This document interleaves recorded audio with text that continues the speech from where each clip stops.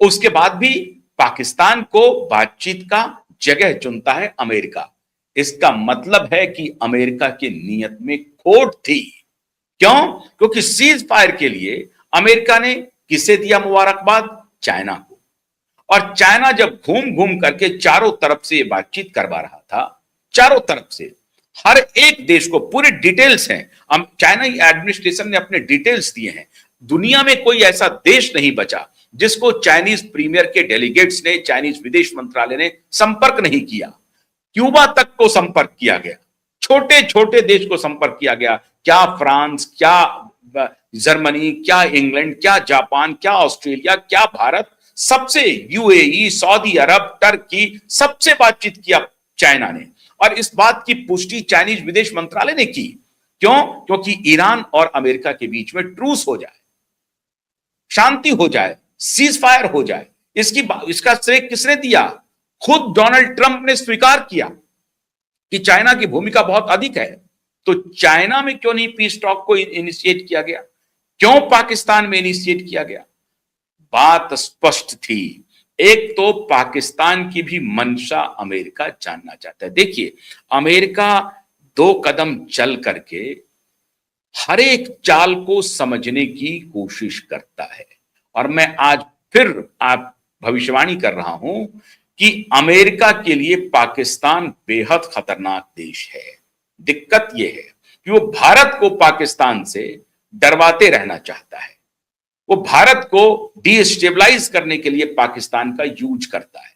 लेकिन अब उसको एक बात समझ में आ गई है कि अगर हमने ईरान को ध्वस्त कर दिया सिर्फ इस नाम पर कि कट्टरपंथी सरकार है और वो पूरी दुनिया के लिए खतरा है, कट्टरपंथी इस्लामिक नैरेटिव पूरी दुनिया के लिए खतरा है, यही डोनाल्ड ट्रंप पूरी दुनिया को समझाने की कोशिश कर रहे हैं। तो फिर पाकिस्तान से उससे अधिक कट्टरपंथी है, वहां तो उससे ज्यादा खतरा है। तो अब पाकिस्तान को लग रहा है कि अमेरिका हमारा दोस्त बन गया है और हमने ये पीस टॉक इनिशिएट करके अमेरिका का कॉन्फिडेंस जीत लिया है, तो पाकिस्तान गलतफहमी में है। जो अमेरिका सीज फायर के लिए चाइना को बधाई देता है, चाइना के हस्तक्षेप को सरेआम स्वीकार करता है। अमेरिका ने कभी नहीं कहा कि पाकिस्तान ने सीज फायर में कोई भूमिका निभाई है, कभी नहीं कहा। लेकिन इधर से मौलाना मुनीर और शहबाज शरीफ दोनों डफली लेकर के चल पड़े कि हमने सीज फायर करा दिया। उनके मीडिया में जबरदस्ती की खबरें चलने लगी कि देखिए पाकिस्तान की ताकत देखिए, अमेरिका, इजराइल और ईरान के बीच में सीज फायर करा दिया। मतलब चाइना की कोई हैसियत नहीं, चाइनीज कंट्रीब्यूशन को पूरी तरह से धता बता दिया पाकिस्तान ने।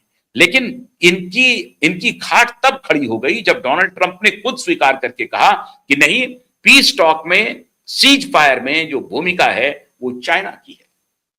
अब खेल यहां से शुरू होगा।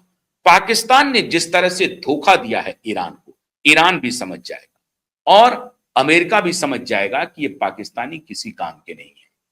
अगर मान लीजिए अमेरिका सही नीयत से आया होता कि हमें सीज फायर को और आगे बढ़ाना है, इस पीस टॉक को आगे बढ़ाना है और परमानेंट सॉल्यूशन करना है, हमें युद्ध विराम करना है, तो वो इस नीयत से आते।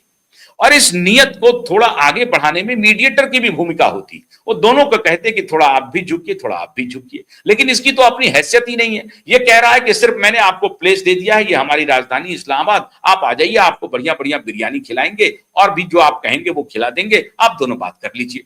और आप दोनों की बातचीत अगर सफल हो जाए तो हमें कुछ सऊदी अरब से रिलीफ दिलवा दीजिए या हमें कुछ कटोरा दे दीजिए, हमें कुछ भीख दे दीजिए। बस यही काम था पाकिस्तान का। भाई, मीडिएटर का काम क्या होता है? जो सीज फायर में चाइना ने अपनी भूमिका निभाई, चाइना ने दोनों को मनाया, समझाया कि तबाह हो जाएंगे, पूरी दुनिया में क्राइसिस हो रहा है, आप ये क्या कर रहे हैं।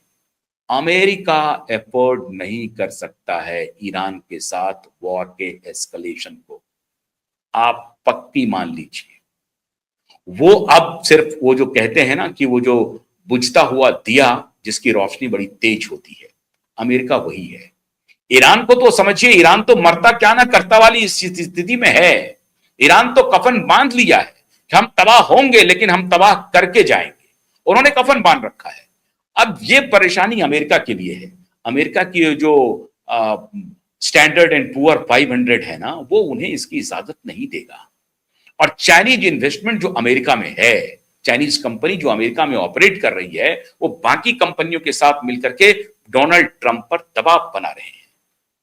ये सारी जो जो कॉर्पोरेट बड़ी बड़ी जाइंट्स हैं, वो डोनाल्ड ट्रंप को कह रहा है कि आप युद्ध में झोंके जा रहे हैं पूरी आबादी को, आप तबाह हो जाएंगे। तो ये नाटक चला तो ये भी हो सकता है, दो तीन बातें हो सकती हैं इस पीस टॉक्स की, कि पहली बार टॉक्स फेल हो गई। ऐसा नहीं हो सकता था कि आए बातचीत कर गए। क्यों? क्योंकि इससे संदेश ये जाता कि अमेरिका झुक गया, अमेरिका डर गया, अमेरिका नहीं माना, ईरान भी नहीं माना, दोनों में युद्ध चलेगा, मैसेज जाएगा। फिर कोई बातचीत हो गई, इस्लामाबाद से बात बनी नहीं, फिर चाइना बीच में आएगा,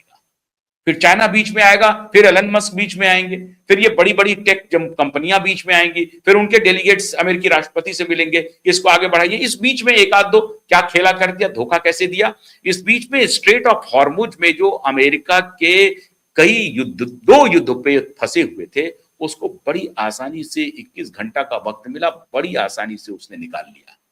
और कुछ जो माइंस भी बिछे हुए थे, वाटर माइंस थे, उसको भी डिस्ट्रॉय करने की कोशिश की अमेरिकियों ने, लेकिन वो हो नहीं पाया। लेकिन अपने युद्धपोत को सुरक्षित स्ट्रेट ऑफ हॉर्मुज से निकाल लेके चला गया।